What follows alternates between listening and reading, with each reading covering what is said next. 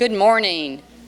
Thank you for coming out in the rain to hear this exciting talk today. We're glad you're here. I'm Hiller Spires, Executive Director at the Friday Institute, and I'm delighted to have our next installment of Exploring Next Generation Education, and this will be our first one in person. We've been doing these virtually, so thank you all for being here. I'm not going to say a lot because I think most of you know James Lester and most of you know Eric Wiebe. They've been around a long time. I think maybe I'm the only one who's been around a little bit longer. But we are so happy to have leadership at NC State on our campus, especially with James Lester, for over 20 years now, 25 years now, he's been pushing the envelope in the area of advanced technologies, and most recently received a large award from National Science Foundation in the area of AI. And so we're so excited that he's doing this work, and we're also excited that Eric Wiebe, who is a Friday Institute Research Fellow, is part of that work.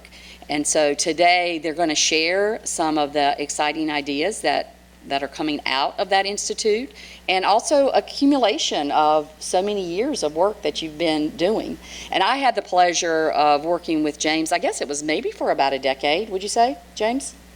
At least a decade. And we were reflecting last night on the phone, and I think it was maybe like 1998 or 1999 where we first started collaborating, and James came over to the College of Education and said, I need someone in the College of Education to work with me. And so I said, I'm that person, I can do it. And so we've collaborated quite a bit, and then Eric has been collaborating with James, I guess now for about a decade. So wonderful, exciting, innovative ideas coming out of this work, and you're going to have a treat of being able to hear some of that today. So what we're going to do is turn it over to James and Eric. After the talk, then we invite you to go out into the foyer, grab your lunch, come back in, and you can continue the conversation on all of the exciting ideas that you've heard. James and Eric. Thanks so much, Hiller. Making sure that the mic works. I'm going to stand over here so I'm not blinded. It's really nice to be here. So over the last, I feel like, as Hiller said, 25 years, I've collaborated with, cumulatively, it must be decades worth of FI people. So it's very much a kind of feeling at home sense that I have here. I was telling Hiller last night, I feel like that the last time, although Eric and I have collaborated for, I think it's maybe more than the last 10 years, the last time I think we gave a talk together was actually here. It was a brown bag, in 1934 or so. 28, that's right, because we were just starting to come out, that's right. And I also wanted to introduce Tiffany. Tiffany can stand up. So Tiffany Barnes, if you don't know her, is a world-famous computer science education researcher, and she's also part of the AI Institute. So if it's okay with Hiller, what I'd like to do is, Eric and I will speak. There's lots of so many interesting things to say about this topic. But what I'd really like to do is to take questions any time. I'm sure Hiller will tell us if we're going too long, but Eric and I were chatting this morning. So giving Zoom talks, the total worst experience in giving a live talk is better than the best experience of giving a Zoom talk, and it's all because of being able to actually have a conversation. So please feel free to ask questions. Delighted to do that, and we'll maybe Hiller can tell us when we have 10 or 15 minutes left at the end, and we'll save time for more of that. Gosh, this is such a this is my favorite topic. We live in this time that is the most unusual, and we can't sort of see it because, weeks go past, years go past, it's raining sometimes. But right now, I can assure you, we're living in a time that is the most profound changes that we as a species have seen. And I mean that quite literally. So many people who spend their lives thinking about technology issues, economic issues, policy issues, national security issues have converged on the realization, and I must say, you don't have to be a rocket scientist to do this, that these technologies that we're seeing the emergence of are really going to change how everything works. And I mean that across every economic sector, across how we conduct our daily lives. But if you're in this room, it also means that we have this phenomenal opportunity to really rethink how people learn and how education can happen. And that's the opportunity that we're presented with. So just to kind of point out the obvious, or actually I'm not sure if it's obvious, the objective rate that AI is improving is, again, objectively much faster and at an increasing rate than we've ever seen before. So there are all kinds of metrics that are kept on this. So for example, machine learning rates of learning, machine learning accuracy rates, computer vision accuracy rates, speech accuracy rates, all kinds of rates on inference for lots of standardized tasks. These are all just, I'll do it this way, they're all shooting up and to the right. We sort of don't notice this as we're going about our lives, but, and I'm trying to look around to see what's the average age of people in here. I assure you, even those of us who are maybe a little bit further along, in our lifetimes, we're going to see economic disruption like we have never seen before. And it's, it's concerning. So it's not like suddenly all the jobs are going to disappear or something like that. But there have been many studies of how AI is changing jobs. And the sort of headline version of this is that they're not, for most cases, displacing jobs as they are displacing pieces of jobs. But cumulatively, over time, that's going to change everything. And it also changes what we as educators are going to want to be thinking about how we're going to be teaching. And what's going to be the subject matter, what's going to be the content that we want to teach. These are all completely unanswered questions. So if I were which I'm not any of these, if I were a national security expert in AI, or if I were a labor economist in AI, or if I were a Department of Defense person in AI, we would be having a super serious conversation because all those concerns are very real.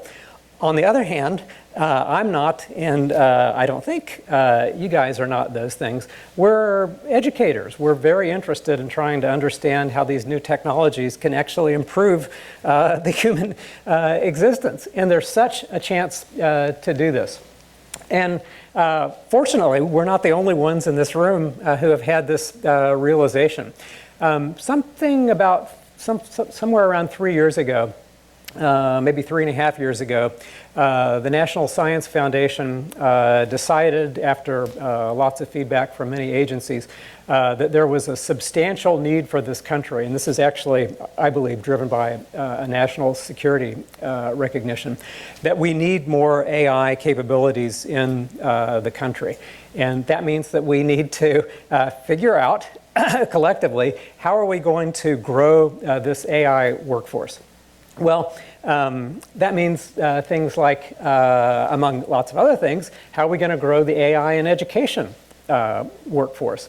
So NSF, over these roughly 3 years, has invested an incredible amount of energy following a strategy that I think is really interesting. So rather than sort of send out into the country lots of, $500,000 or $700,000 or $1 million grants. They're actually doing all that as well. They've decided that they're going to create these hubs, these kind of hubs of excellence for AI. So it's a very concerted top-down strategy, which I think, not just because many people in this room are part of it, and we have one of these institutes, I just think it's very smart, because the kind of infrastructure that's going to be built up as part of these efforts is really going to make it possible to do interesting things that we couldn't do before. So as thinking about this in terms of education,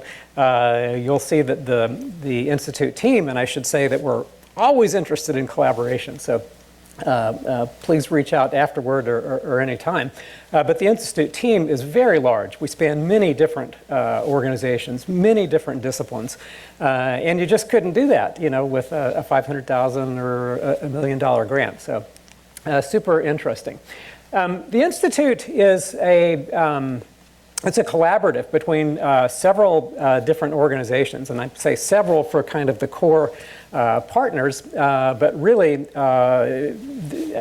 Tiffany helped line up many of these. There are over a dozen major organizations and large numbers of networks of schools that are a part of this as well. But fundamentally, what we're all about is thinking about how, and thinking about meaning, I mean that metaphorically, we'll be developing technologies, we'll be implementing those technologies, we'll be running studies in schools and running studies in museums, running studies in lab classrooms, thinking about how these very, very amazing, I mean, they're really miraculous advances in AI and machine learning can be used to improve, in our case, K-12 education. Now, that's a sort of dramatic rendering of what I think is our mission overall, but it's true, and we've got 5 years to do this. There's a very good chance there may be more than 5 years, but we at least have a 5-year runway to really grapple with these problems. And we're working in, let's see if I can point. Oh, I can. We're working in 3 different areas overall. So I'm going to start here in the purple box. You guys see the pointer? Yeah. So one of the, and in fact, this actually started with work that Hiller and I did. One of the really interesting metaphors for learning that has not been explored is narrative. So we all know that there's this power of kind of story-driven learning, and it's just because of who we are as creatures. So we're innately wired to want to experience stories, to want to participate in stories. If I were a cognitive psychologist, I would probably be able to describe all the episodic memory reasons why this is the case. But just intuitively, we know that's why good movies are good, and that's why interactive video games are engaging. That's why novels are great. So there's just all kinds of sort of very compelling reasons why narrative might be a very good vehicle. And I mean that in contrast to other metaphors that AI education researchers have used for a long time. So much of Eric's and my work over the last 10 years with Christy Boyer and other folks is on tutorial dialogue. So that's a great metaphor. I mean, there are all kinds of really powerful interactions that happen between a tutor and a student. And there's lots and lots of space to explore there. But we're taking a different tack in the Institute, which is looking at what would it mean to be able to automatically generate interactive stories. And when I say story, maybe you think not so much of a piece of text, although narrative generation for text is a really interesting area. One of my first PhD students 20 some odd years ago worked on that problem. But think instead of kind of an immersive learning experience, sort of like what you might be thinking of to have a kind of holodeck in the classroom or something. And what if those virtual worlds were populated by embodied conversational agents that were able to engage in very rich dialogue with you as a student? And then what if it's all driven kind of on the back end by multimodal learning analytics, lots of data streams, lots of information about the learning context, about the particular geographies, about the particular sort of problem solving, especially in a collaborative nature, interactions that students have with each other and with the technologies. That's the area that we're looking at. And then I'll say on the, gosh, I don't know if you can see it or not. Let's call it the blue area. So the blue area is the set of, I think of as core AI capabilities. So these are capabilities in 3 different areas. One is natural language processing. To me, this is especially exciting because that's what I did my dissertation work on. And I will say that the kind of work that I did for my dissertation is something like 18 generations old and would be considered silly at the very best by today's standards. And that's the thing that's so interesting about this, is that and here I'll say something that people are often kind of surprised about. But quite literally, and I won't be able to tell you what it is, that from the time that you walked into the room this morning until you walk out, there will be a new result, a major new result in natural language processing, in capabilities in natural language understanding, or speech reco, or machine translation, or natural language generation, or dialogue. I mean, literally, there will be, a new result. We won't know what it is for, a few weeks, a few months, but that's the case. And the same thing is true for computer vision, which is not my area at all, but the same kinds of advances that we're seeing in natural language processing, we're seeing analogous advances in computer vision, which is, I think, super exciting, and to me seems even more magical because I really do not know much more about it than you do, I expect. And then machine learning, which pushes all of these forward. So if you don't know, we're living in the middle of a deep learning revolution. So there was a set of technologies that when I was a graduate student that my advisor and our group and almost everybody in AI thought was really ridiculous. And so these were neural networks. And there were a set of core believers, but we knew that they were not going to amount to much. Well, it turns out that they amounted to much. So this is actually what drives all, or let's say 95% of advances in industry now for every possible AI task you can think of. And the same way that I said that, from when you walked in and when you walked out for natural language, the same thing is true for machine learning times probably 5, because there's such a kind of economic push. There's such a business case for it. And those are really interesting areas of work. And the very fun thing about, I'm going to try to point again, the very fun thing about this little cycle here, if you can see it, is that rather than just having, you might think of them as the core AI folks working in a lab on their own, and people like Tiffany and me and our colleagues working on the purple box kind of in a lab on our own. Instead, we've got this great group. We're not the only one. There are other AI education institutes as well that are following the same kind of model, having this very deep interaction between the core technologies and the application.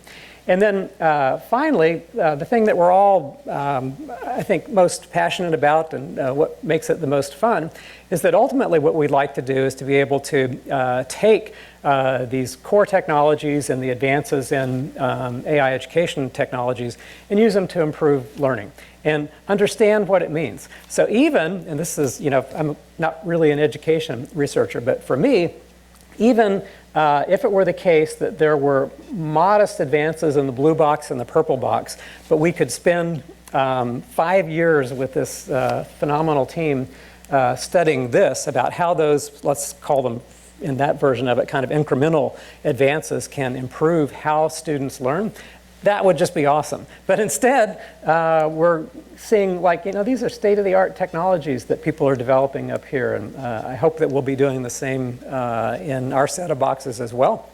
And really thinking about from all grade levels, all subject matters, all locales, lots of different informal and formal settings, how we can improve to not just sort of a little bit, but to a significant extent, measured by whatever metrics you like, how we can improve that. That's a super interesting and fun thing, and that's what the Institute's about. And happily, NSF is paying the bill. So we're super grateful for this. It's not an inexpensive undertaking to be able to fund all of these folks. I haven't shown you the team yet, but there's a lot of people, and the people that you'll see coming up are just the sort of leads, right? I mean, there's a whole, I'll say army, but that sounds a little militaristic, but there's an enormous number of people who will be working. So typically institutes have something on the order of maybe 50 or 60 or 70 people that are working with them. I want to keep asking Hillary how much time I have. It's 11:20. 11:20, okay, great, we're right on time. So I wanted to just quickly, well, let me say one thing first. Something that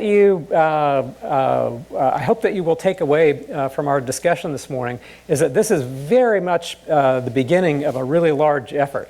So we are launching a super interesting, well, sort of organizationally interesting thing is that NSF plans that it will take a year to get these AI institutes stood up. So it's not something like you write a proposal and you get a grant, and then on day one you get to start having meetings and working and stuff.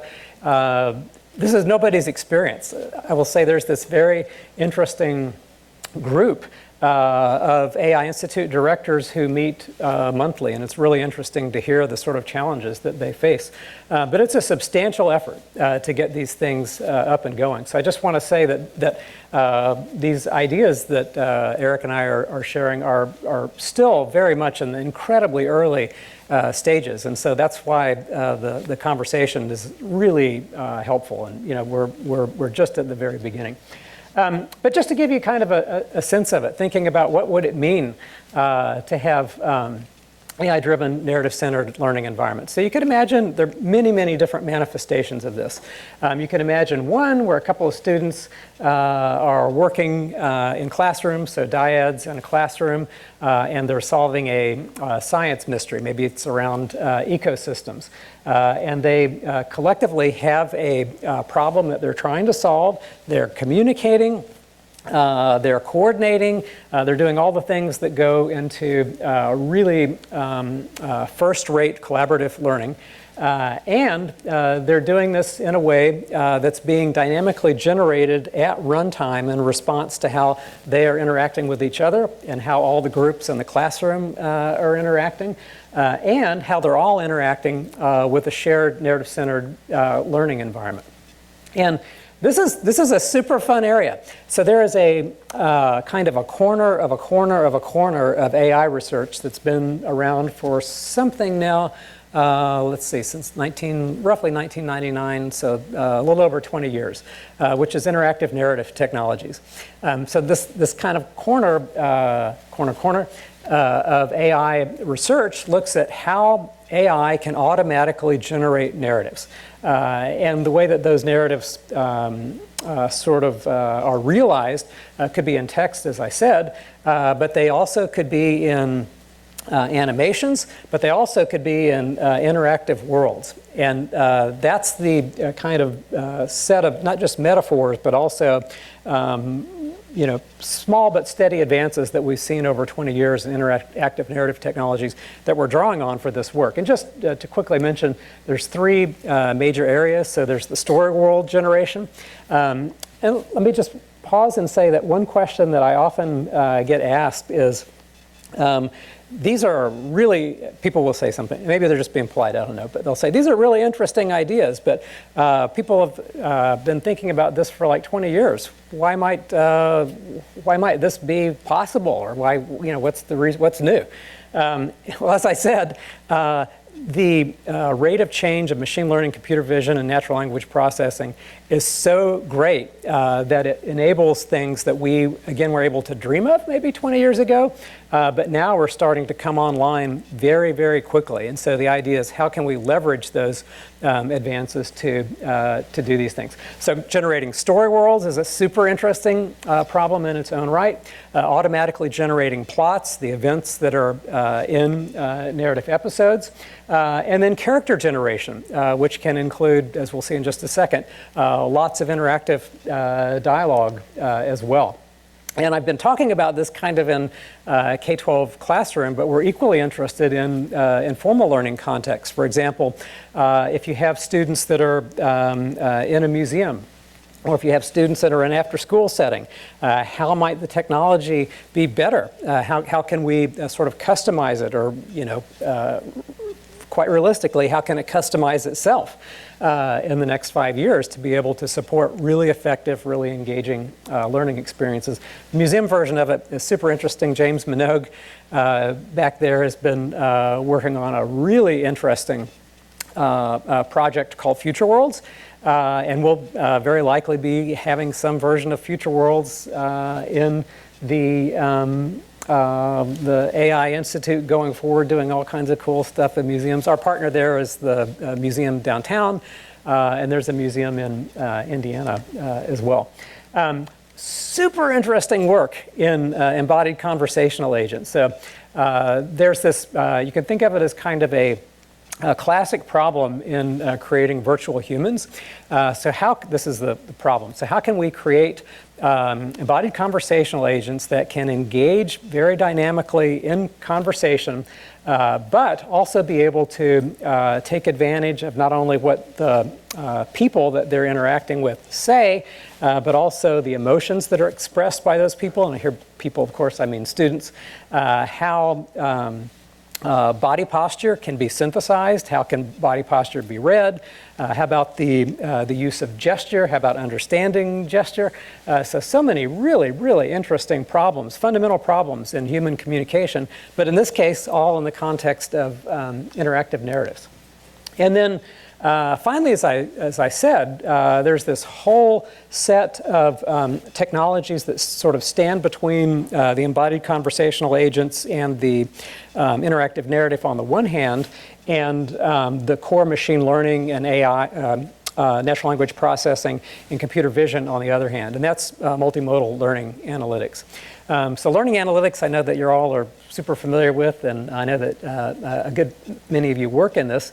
And multimodal learning analytics is sort of learning analytics, but with multiple data streams. So for example, having computer vision, having of everything that's going on in the classroom, having speech, having all of the gameplay, interactive trace interactions, having what the teacher is doing in the classroom, and being able to use this not only to do research like we all like to do in understanding human learning, but also to drive at runtime dynamically these other capabilities, which is just like a super fun problem. I will not talk too much about this, but I'll just say that all the things, well, the same number of interesting things that I said, if it was interesting to you, interesting things in the purple box, the interactive narrative and the embodied conversational agents, multimodal learning, same quantity, the same volume of super interesting problems down here in the core AI. So really fun stuff. And then Eric will actually be talking about what might this mean, the research questions that we'll be looking at in both formal and informal settings. So I will turn it over to Eric.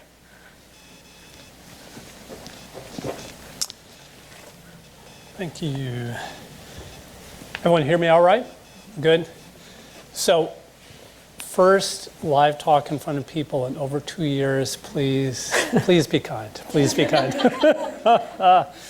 So what I'd like to do is, I've got a lot of text up here on a few slides, some of it kind of small, but what I'd really like to do is, this is really one of my first opportunities since the Institute launched, for me to get kind of reactions from a broader audience about, what are you all thinking about this? When we say the kinds of things that James has already laid out about the possibilities of what might play out in a classroom, what do you all think about this? So our first question here nominally is really sort of student-centric.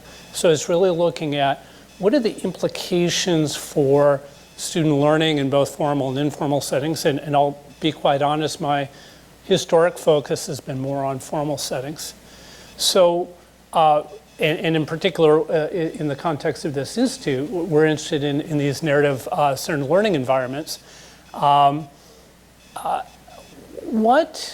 What kind of, and as we sort of contemplate these questions around embodied conversational agents and multimodal learning analytics, and how do we now transition between these formal and informal settings, we can lay out a matrix now and think about the data sources we might be able to harvest. So James sort of indirectly hinted at the fact that not only are computer vision algorithms moving forward at light speed, not only are natural language processing algorithms moving forward at light speed, but the sensor technology for picking up this information is miniaturizing, is getting cheaper, is becoming ubiquitous.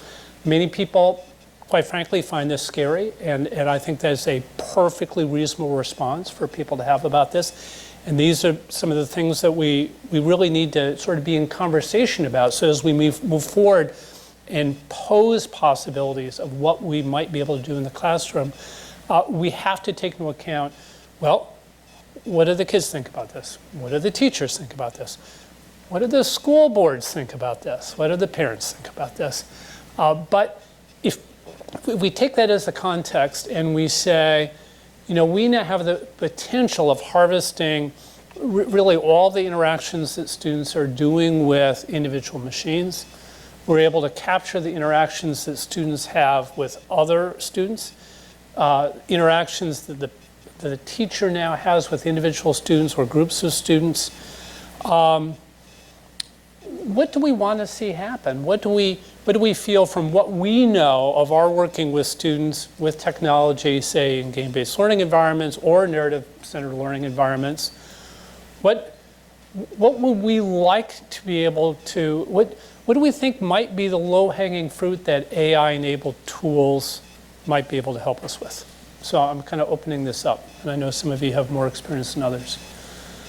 Maybe I can, yeah. Immediate engagement for the kids. Right. That's how they think, this is how they learn. They're used to being on these types of tools. Right, right. So it's immediately engaging for them, and it's a platform that they're way more familiar with than we are. Yeah. So that's an excellent way to be able to.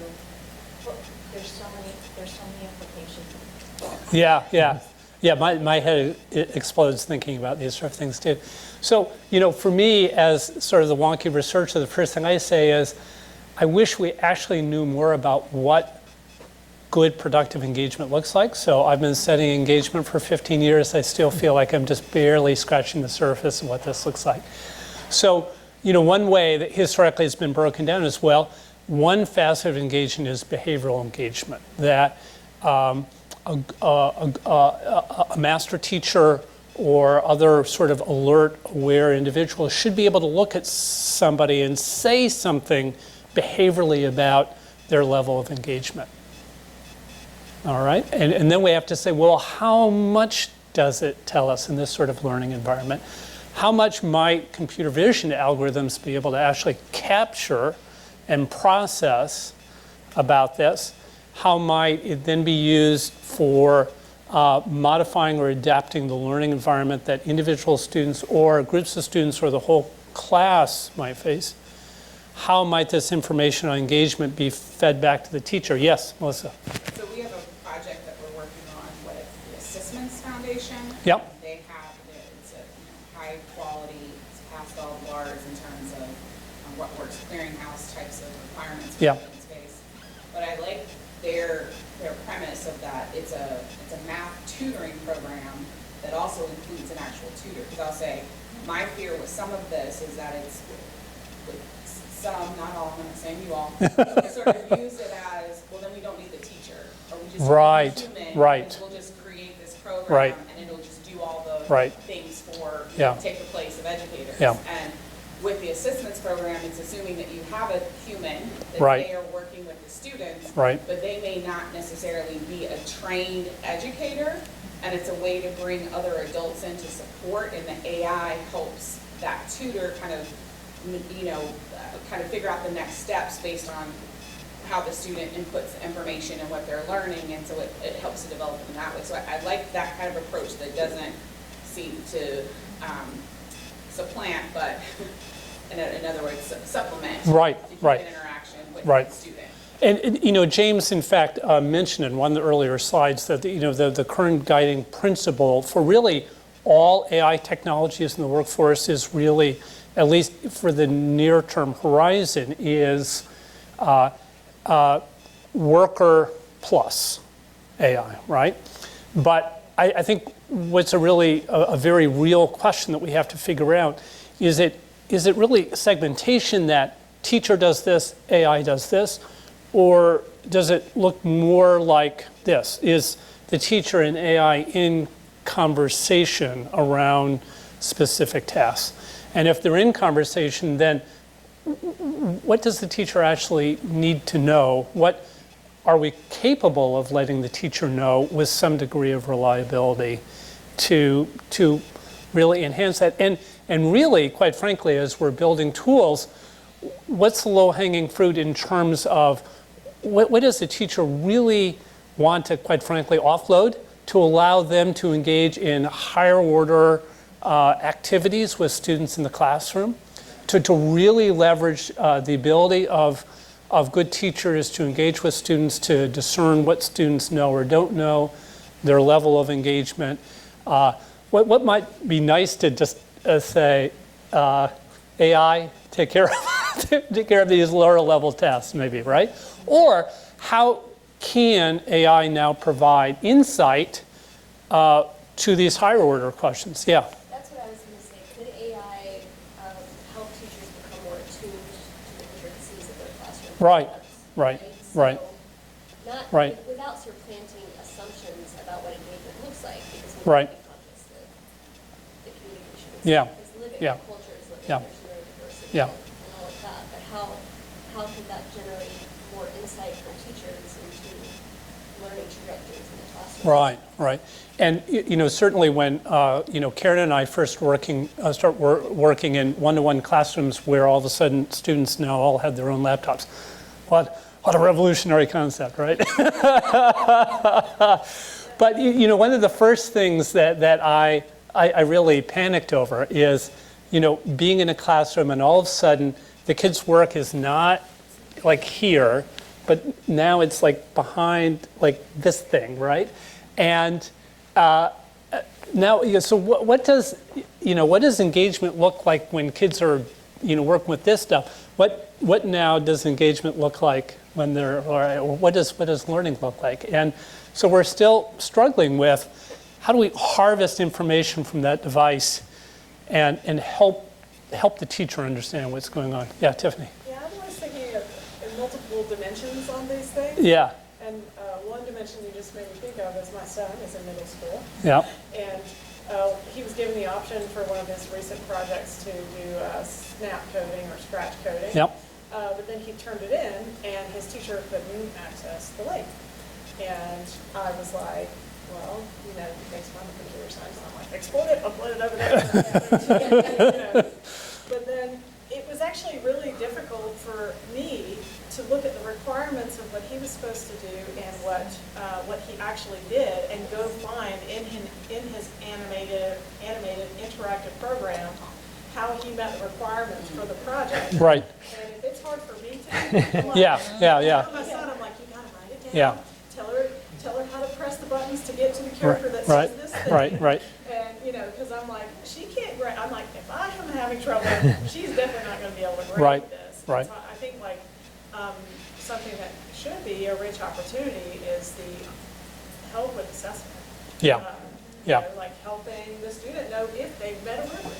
Right. Help the teachers just actually be able to get an overview of that Yeah. instead of having to, Yeah. how do I download this thing? I got to make my character walk to all Yeah. the things Yeah. that the student set up so I can see if they've met the rubric. Yeah. Yeah. Some of that should be able to be automated, but Yeah. I'm also Yeah. thinking a teacher's orchestrating a really complex environment, right? And you want lots of people to be engaged, but each human can only do so much, Right. But these systems have multiple Yeah. ability to handle multiple Yeah. streams of information and Yeah. all kinds of things. how can we think about the sort of capacity of a teacher and what resources they might be able to bring bear to Right. improve the engagement of each person, and, Yep. and how could these underlying systems provide that support to teachers. So for example, like even letting a teacher know if a student hasn't gotten any help with something and is stuck. Yeah. And Yeah. because we've done some classroom observations of teachers with classroom embedded technologies, and they tend to have a pattern of like which students they're checking on. Yeah, yeah. Some of them purposely like sit students somewhere if they know they need to check on them. Some of them just let that student go over in the corner and Yeah, check on that yeah, student. yeah. And they're not doing it on purpose. Yeah. I mean, this reminds me of like my scuba instructor here at NC State many, many years ago was like, if I told, if you asked me if my fins were straight when I was swimming, I would have said yes, but I videotaped myself and I saw that they weren't, right? So Yeah. ability for a system to actually check whether or not something is the way, I Yeah. as a teacher, am I paying attention Yeah. to all the people Yeah. in the Yeah. classroom? Yeah, so you bring up a couple of interesting points. So, one on assessment, right? So, the researcher language I always use is artifacts of student work, right? That's what we're analyzing. And that's also what teachers are analyzing, right? But 9 times out of 10, that artifact is some static finished product, right? So you see where that student ended up, but you have probably very little insight, especially if it's homework, as to how they actually got to that point. So for me, one of the things that kind of gets me a little buzzy is, what if, right, we have that, not only that full arc of the student working on that product, but now actually have powerful tools to help us discern, well, what does that trajectory, what does that arc actually mean, right? And as you said, if we have AI assistants that help students along that trajectory and help teachers understand that trajectory and their stuckness, I think that would be. That's like core to a bunch of my research. Yeah, 15 years yeah. ago, we figured out, we added hints to a problem-solving system. And Yeah. since everything's on the computer, we actually know everything the students Yeah. know while they're doing something. Yeah. And the first result we got is we added hints to a system, and then, I always knew there were students who didn't finish this Right. tutoring system that we had. It's Yeah. college students, they Yeah. finished up with jobs and things. Right. But, as a professor and a teacher, you're probably like, why didn't they do that? And then you're like, oh, they just gave up, right? And Right. that, even me, that would be something that would surprise me to say. When we looked at the research, at the data from that trajectory, Yeah. we found out that when we gave students hints, they were 3 times as likely to be able to finish our tutoring. Right. And we're like, well, why is that? We went and looked, and what we found out is that all the students were investing at least 3 hours on this thing. And the difference was the students who are well prepared could finish it in 3 hours. Yeah. But the rest of the students couldn't. So Yeah. when we gave them hints, more of them, Yep. 3 Yeah. times more Yeah. likely for them to be able Yep. to finish in that 3-hour Yep. block. When you think about it, like 3 hours is a lot to get Yep. through homework in one class Yep. for Yeah. undergrads. But that's just to say that trajectory is something that a computer-based, AI-based Right. system will have, right? Right. And can tell the teacher, instead of the teacher getting that knee-jerk reaction, which I did, is like lazy students, Right.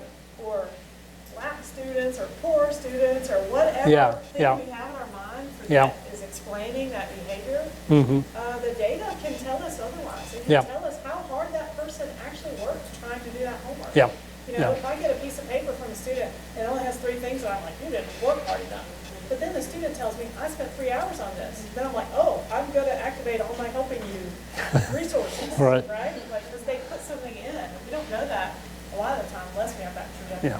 So another word that you mentioned, which I really like a lot, is orchestration. So when we think about, I think, on a couple of these slides, I think the word management is being used. I'm not throwing James under the bus, but personally, I would put in orchestration there rather than management. And I think that classrooms are complex, dynamic environments with lots of players, and the teacher may be the nominal conductor, but it's really, the music only happens if everybody is contributing to that.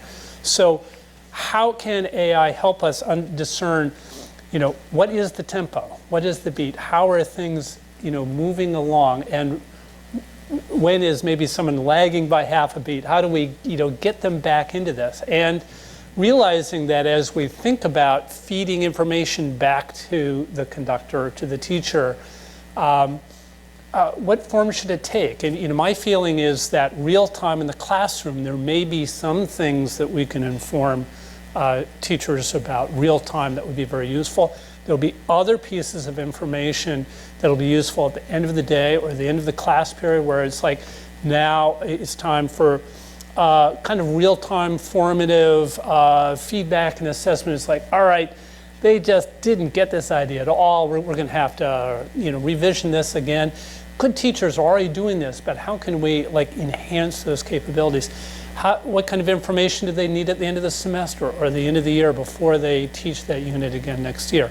And these are, for me, good human factors problems, and it's solved by not only good AI but also good understanding of what are the real tasks involved in classrooms, what really needs to happen. So James, I should give you a chance. Do you want to do the teacher? We've been talking a lot about teachers, okay. So I'm happy for you just to go. There you go, finish up. And then maybe we'll have time for a little more questions. Great, so just one comment about orchestration. One of the really interesting challenges of developing AI orchestration systems, we actually have a whole project on an orchestration assistant supported by the NSF Future of Work program. And if you are trying to build an orchestration assistant, I should say this is joint with Indiana University, Krista Glazewski, Cindy Mello-Silver, and others. You have to really think about what are the activities in the classroom. And if you're doing this with collaborative learning, it's not like twice as hard. It's like 10 times as hard. And that's Cindy Mello-Silver's specialty is computer-supported collaborative learning. But the potential payoff is, of course, phenomenal. So if you can support collaborative learning as kind of a first-class learning citizen, a first-class phenomenon, then not only can you sort of do the diagnostic work, the assessment work to see how the subject matter learning is going, you can also look to see how collaboration is going, so coordination and so forth. And enabling students to develop collaboration competencies is especially interesting and exciting. So I just wanted to quickly introduce the team. These are these are the leaders of the team. This is not the whole team.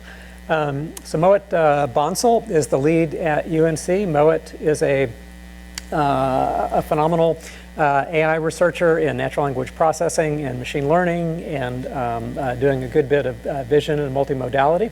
Gautam Biswas is at Vanderbilt. Gautam does an enormous amount of really interesting work in AI in education. Cindy Mello-Silver, who I mentioned, is learning sciences and computer-supported collaborative learning. And then Jeremy Rochelle, who actually has connections with the Friday Institute, is just a terrific, I'll say, combination of great thinker and fantastic connection maker. And Digital Promise is going to be, where Jeremy is going to be serving what's called the Nexus role for this institute, which is, has kind of a communications function, both internally, but also externally, and kind of flowing both directions in terms of requirements gathering, and all of the policy connections are also there. Tiffany, who's here. I won't take the time to go through all of these, but I'll just say that there's an enormous span of capabilities here. Just to mention some: embodied learning, natural language dialogue, tons of learning science work, a good bit of kind of what I think of as core AI ed technologies. In fact, most of our AI ed core technologies are here at NC State in the Center for Educational Informatics.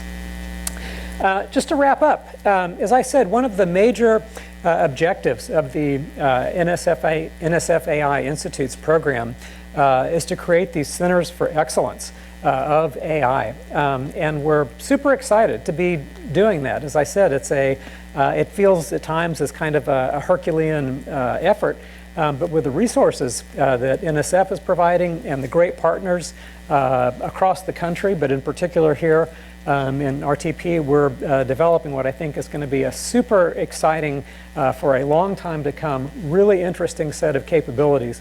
And doing this work in schools, again, locally and regionally and nationally, which I think is going to be super interesting and a lot of fun. So I will wrap up there, and maybe Eric and I can take questions together.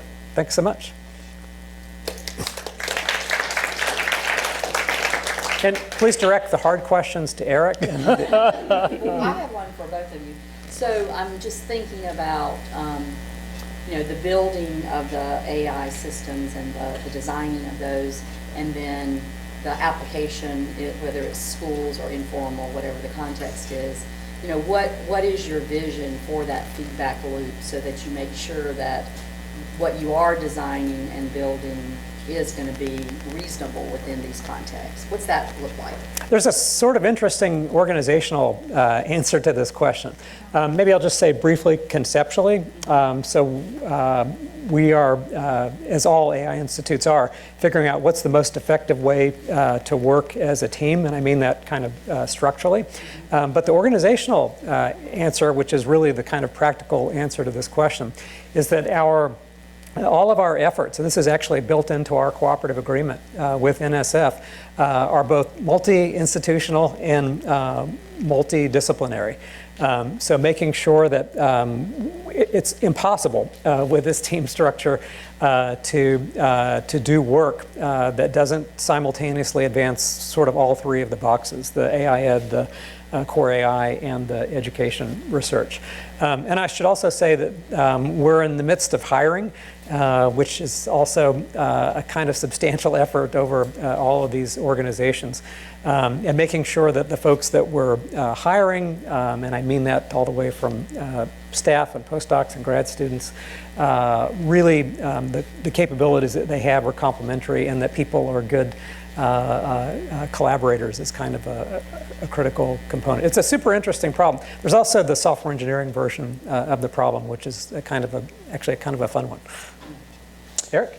Yeah, maybe I'll take a slightly different tack. So, as with, I like to think all of the research work that I've done, I definitely am guided by the phrase, first do no harm, right? So, my first goal is to make sure whatever we do in a classroom, my first goal is to try to assess, have I in fact brought in a disruptive tool that actually has negative consequences? And I think also with this AI Institute and sort of growing awareness of both the use and misuse of AI technologies, ethical concerns are really very important. So I'll just give you one example. Time and time again, on the AI-driven projects I've worked with James, we have found out that the more we know about a student's prior history before coming into our intervention, the better the AI algorithms are going to end up sort of behaving. So that feature, knowledge of prior history, is extremely useful, just like it is for a teacher to know something about their kid before they come in.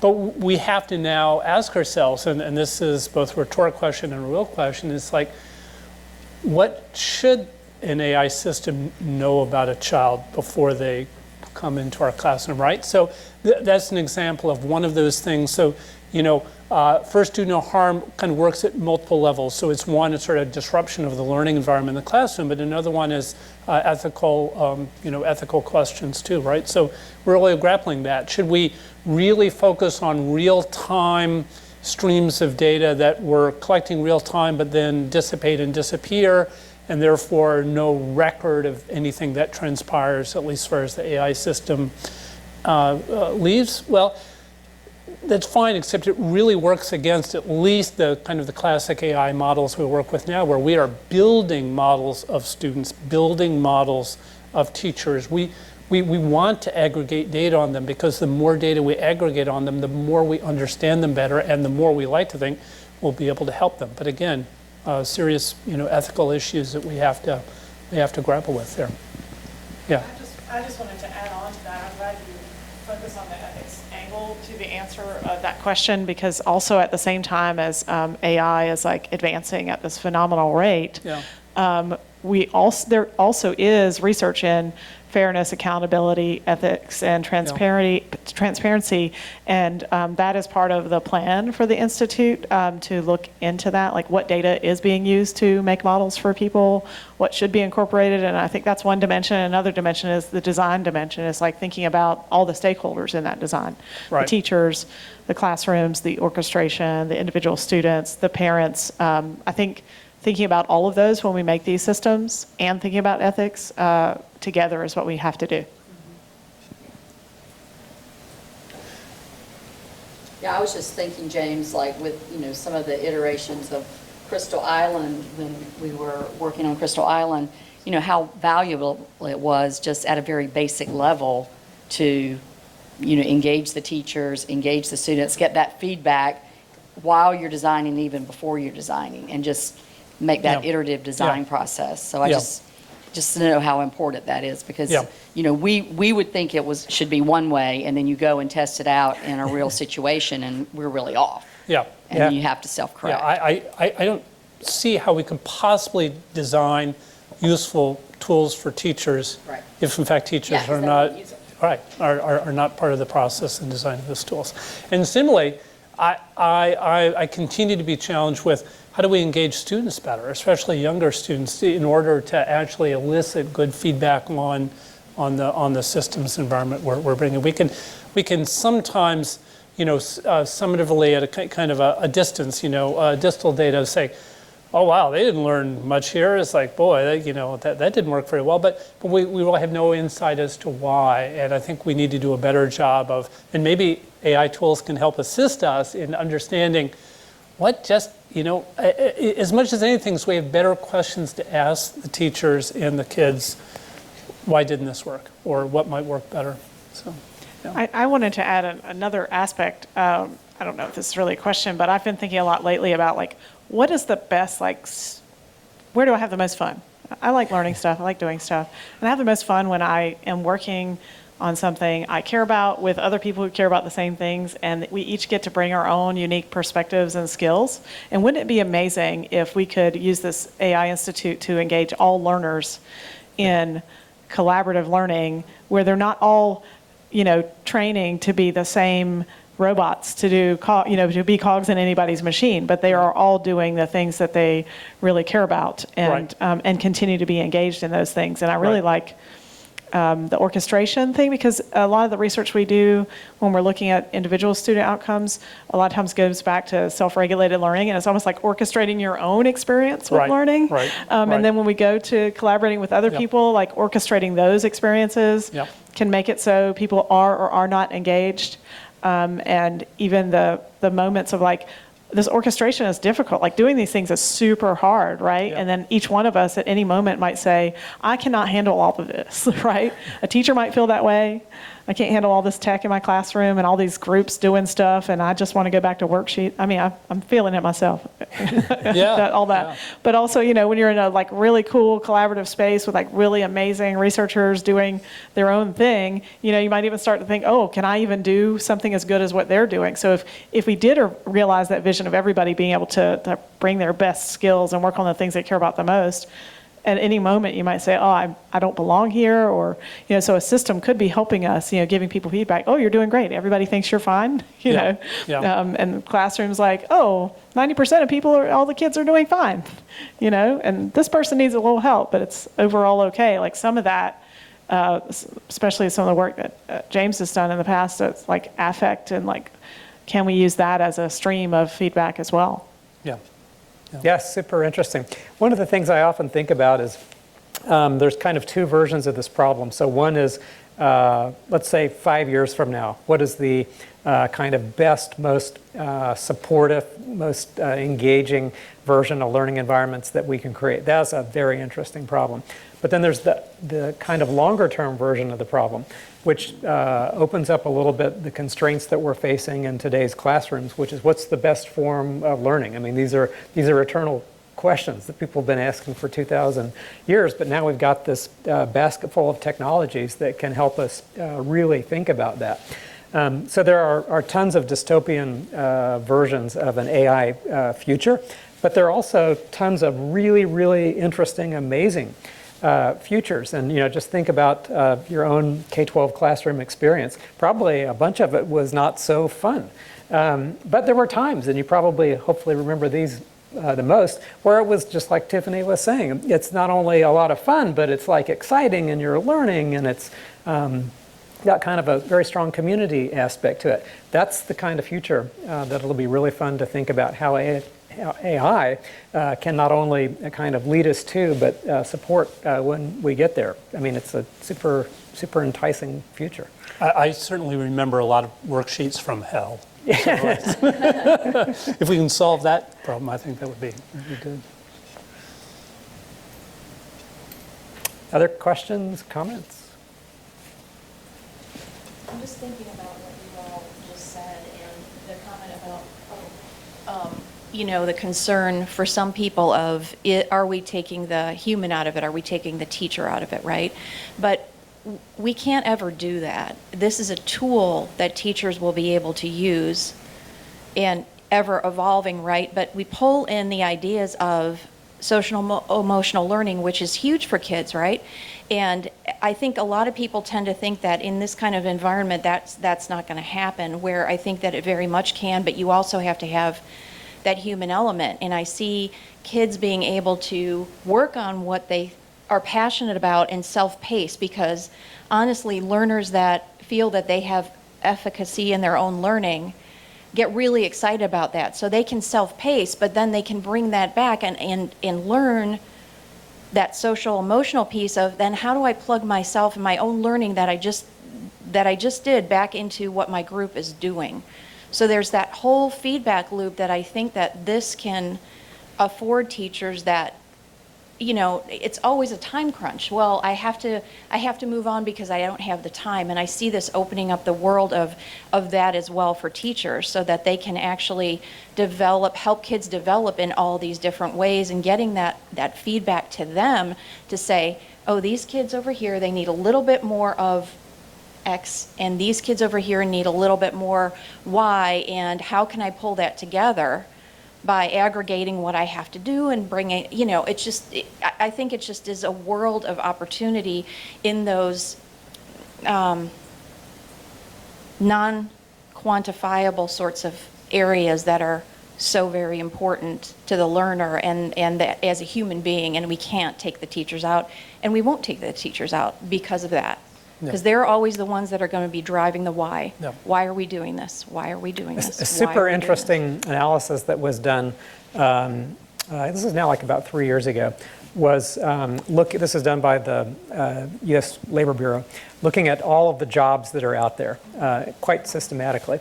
So looking at real estate agents, looking at waiters, looking at accountants, and now times 500 or whatever it was. And then they ranked them, what kinds of skills do those people have, and they ranked them by how automatable are each of those skills. And guess which was among the least automatable of all of these hundreds of jobs? Teachers.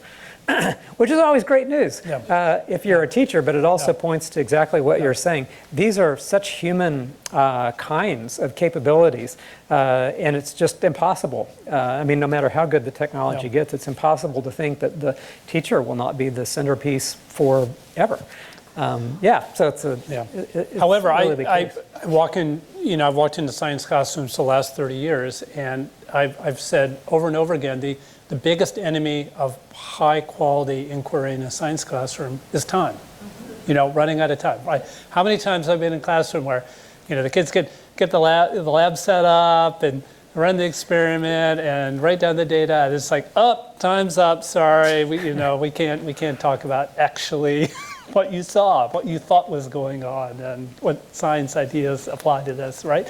So, the industrial engineer in me says, if nothing else, if we can just help with this time element, squeeze a little more efficiency out of the time to free up for higher order, higher quality, better interaction between kids and teachers and kids and other kids. I think that's great right there, right? I mean, that to me, I mean, it sounds kind of boring, right? But, you know, even if we can just tweak some of those things, that would be a nice start. So. Maybe we should wrap up and head Yeah. to lunch. Just Yeah. one last comment. So I just hope that you will leave today with the ability to remind yourself that we live in this incredibly amazing time. I mean, we've never had this kind of toolkit to be able to help us improve how people learn. And it's not just K-12. I mean, it's all the way training, it's patient education, and lifelong learning. And it's such a phenomenal opportunity.